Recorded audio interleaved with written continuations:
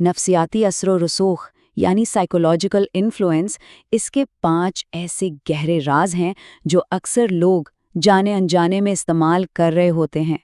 آج ہم ان رازوں سے پردہ اٹھائیں گے، یہ سمجھنے کے لیے کہ انسانی ذہن آخر کام کیسے کرتا ہے۔ دیکھیں، یہاں مقصد کسی کو کنٹرول کرنا بالکل نہیں ہے، مقصد ہے خود کو بچانا۔ یہ سمجھنا بہت ضروری ہے کہ دوسرے ہمارے ذہنوں پر کیسے اثر ڈالتے ہیں تاکہ ہم اپنے فیصلوں کے مالک خود رہ سکیں۔ تو پھر سوال یہ اٹھتا ہے کہ اصل طاقت آخر آتی کہاں سے ہے؟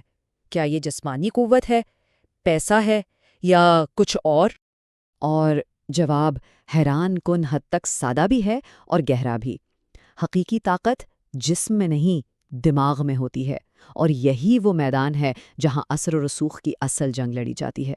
تو چلیں اس میدان میں اترتے ہیں اور جانتے ہیں پہلا راز، وہ بنیاد جس پر اثر و رسوخ کی یہ پوری عمارت کھڑی ہے۔ تو پہلا راز یہ سب سے بنیادی ہے اور شاید سب سے اہم بھی۔ یہی وہ اصول ہے جس پر باقی ساری ٹیکنیکس ٹکی ہوئی ہے۔ اور وہ راز یہ ہے کہ جذبات منطق سے کہیں زیادہ طاقتور ہوتے ہیں۔ یہ ایک بنیادی سچائی ہے۔ انسان اصل میں کوئی منطقی مخلوق نہیں ہے، ہم ایک جذباتی مخلوق ہیں جو صرف منطق کا استعمال کرتی ہے۔ دیکھیں، لوگ وہ نہیں کرتے جو انہیں بتایا جاتا ہے، وہ کرتے ہیں جو وہ محسوس کرتے ہیں۔ اگر کسی کو قائل کرنا ہے نا تو اس کے دل تک پہنچنا ہوگا، صرف دماغ تک نہیں۔ یہی وجہ ہے کہ تاریخ کی سب سے طاقتور تقریریں یا دلیلیں وہی ہیں جو سیدھا جذبات پر وار کرتی ہیں۔ کبھی سوچا ہے سیاسی تقریریں، بڑے بڑے مہنگے اشتہارات، یہاں تک کہ ہماری روزمرہ کی بحثیں، یہ سب اصل میں حقائق سے زیادہ جذبات کا کھیل ہیں؟ تو یہ بات یاد رکھنے والی ہے کہ جو انسان جذبات کو کنٹرول کرنا جانتا ہے وہ فیصلوں کو بھی کنٹرول کر سکتا ہے۔ یہی ہے پہلا اور سب سے طاقتور راز۔ اچھا، اب چلتے ہیں اگلے حصے کی طرف اور دیکھتے ہیں ان ہتھیاروں کو جو اس نفسیاتی جنگ میں استعمال ہوتے ہیں۔ تو اب باری ہے دوسرے راز کی۔ یہ ایک ایسا ہتھیار ہے جسے استعمال کرنے کے لیے کچھ کہنے کی ضرورت ہی نہیں پڑتی۔ جی ہاں، خاموشی یہ ایک ہتھیار ہے۔ سننے میں شاید سادہ لگے لیکن اس کی طاقت ناقابل یقین ہے۔ اکثر خاموشی لفظوں سے زیادہ شور مچاتی ہے۔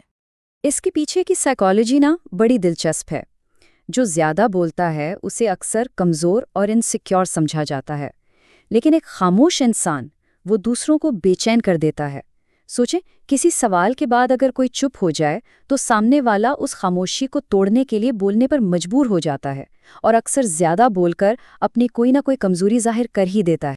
تو خاموشی تو طاقت دیتی ہی ہے، لیکن تیسرا راز ہمیں بتاتا ہے کہ کس طرح غیر موجودگی یعنی ایبسنس بھی طاقت کا ایک ذریعہ بن سکتی ہے۔ انتظار کروانا یہ اختیار بن جاتا ہے۔ یہ اصول بہت سادہ ہے، جو چیز جتنی مشکل سے ملے اس کی قدر اتنی ہی زیادہ ہوتی ہے، اور جو چیز آسانی سے مل جائے اس کی کوئی ویلیو نہیں رہتی۔ اور یہ کام کرتا ہے 3 سٹیپس میں۔ پہلے خواہش پیدا کرو، پھر تھوڑا انتظار کرواؤ، اور اس سے کیا ہوگا؟ اس چیز کی قدر خود بخود بڑھ جائے گی۔ جو انتظار کرواتا ہے اسے اہم سمجھا جاتا ہے، جیسے میسیجز کا دیر سے جواب دینا یا فیصلوں میں تھوڑی دیر کرنا، یہ سب لاشعوری طور پر کسی کی اہمیت بڑھا دیتے ہیں۔ چلیں اب آخری 2 رازوں کی طرف بڑھتے ہیں۔ ان کا تعلق اس بات سے ہے کہ ہمارا پرسیپشن یعنی ہمارا تصور کس طرح اعتماد اور کنٹرول کو بناتا یا بگاڑتا ہے۔ چوتھا راز یہ ہمیں اعتماد بنانے کا سب سے تیز طریقہ بتاتا ہے، اور یہ بھی ہمارے تصور سے ہی جڑا ہے۔